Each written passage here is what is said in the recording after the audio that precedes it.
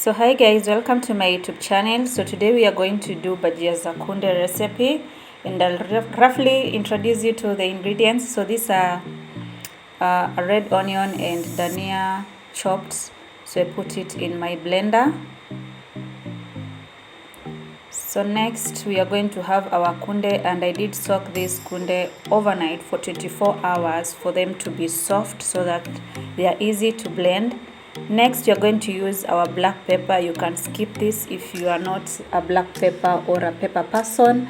Next, you're going to use our cumin seeds,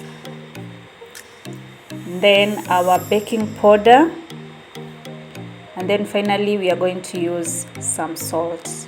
So we are going to put all these ingredients in our blender. We are going to blend them to